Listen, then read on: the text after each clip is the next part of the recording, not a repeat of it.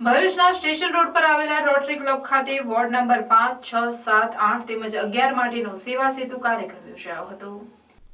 ભરૂચના station road પર આવેલા રોટરી ક્લબ ખાતે વોર્ડ નંબર 5, 6, 7, 8 તેમજ 11 માટેનો સેવા સેતુ કાર્યક્રમ યોજાયો હતો।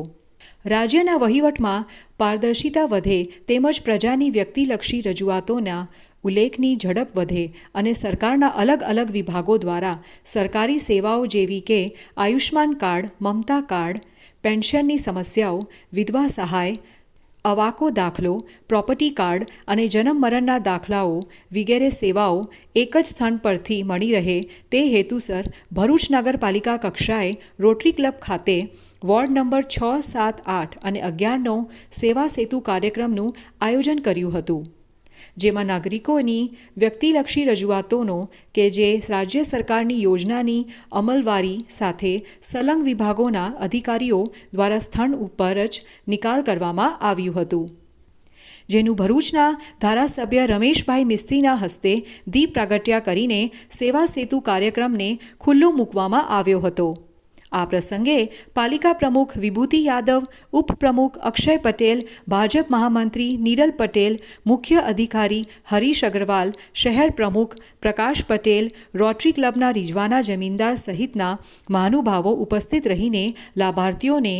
તેમને મળતી સેવાઓ અર્પિત કરી હતી। સેવા સેતુ કાર્યક્રમમાં નાગરિકોની વ્યક્તિલક્ષી રજૂઆતોનો સંલગ્ન વિભાગના અધિકારીઓ દ્વારા સ્થળ પર આ વહીવટી તંત્રના તમામ કર્મચારીઓ, જુદા જુદા વિભાગોના સૌ કર્મચારી ભાઈઓ બહેનો એ આપણી વચ્ચે ઉપસ્થિત રહેશે। અહીંયા જે જુદા જુદા કામ માટે આવેલા નગરજનોને મારી વિનંતી છે કે શાંતિપૂર્વક આપણે આ રાજ્ય સરકારનો જે અભિગમ છે એ પ્રક્રિયા પૂરી કરીને એનો લાભ લઈએ અને સાંજના 5 વાગ્યા સમય સુધીનો સમય હોવાના કારણે હજી આપણા સગા સંબંધી આપણા વિસ્તારમાં રહેતા ભાઈઓ બહેનોને ટેલિફોન કરીને એને સંદેશો આપીને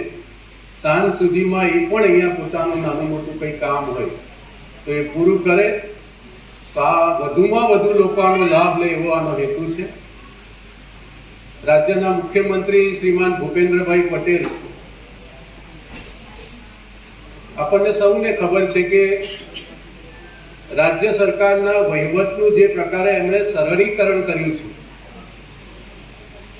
અને દેશના પ્રધાનમંત્રી નરેન્દ્રભાઈ મોદી આ રાજ્યના 13 વર્ષ સુધી મુખ્યમંત્રી રહ્યા અને એમણે જે પ્રકારેનો મજબૂત પાયો ગુજરાતમાં વિકાસનો અને ગુજરાતના સામાન્ય લોકોની સેવા કરવા માટે વિવિધ પ્રકારની યોજનાઓનો જે મજબૂત સ્તંભ ઉભો કર્યો છે, ટ્રેક ઉપર ગુજરાત સરકાર આગળ વધી રહી છે। આજે માત્ર આ સેવા સેતુનો કાર્યક્રમ પૂરો થઈ જશે એટલાથી જ બધું પૂરું થઈ જશે એવું નથી, પરંતુ હજી આગામી ડિસેમ્બર અને જાન્યુઆરી મહિનામાં આપણે લગભગ ભરૂચના દરેક વોર્ડમાં પણ થોડા ઘણા નાના સ્વરૂપે પણ આ આખી પ્રક્રિયાને ચાલુ રાખવા માટે વિચારી રહ્યા છે। સરકારની જે વિવિધ યોજનાઓ છે એના માટે જરૂરી પુરાવો આ બધું લગભગ શહેરના મોટા ભાગે બધા વિસ્તારોમાં આપણે પહોંચાડી શક્યા છે, પરંતુ સ્વાભાવિક રીતે વસ્તી વધવાના કારણે, આપણો જિલ્લો ઔદ્યોગિક હોવાના કારણે નવા નવા પરિવારો અને ઘરમાં આપણા જેટલા લોકો રહેતા હોય એની સંખ્યા પણ વધતી જતી હોવાના કારણે આવા કાર્યક્રમમાં આપણને ખૂબ સરળતાથી આપણાને જોઈએ એ પ્રકારના બધા જ ડોક્યુમેન્ટ અને સેવાઓ કેવી રીતે મેળવી શકાય એ માટેની માર્ગદર્શન અને એ માટેના જરૂરી આપણને જે પેપર્સ જોઈતા હશે એ બધું મળી રહેતું હોય।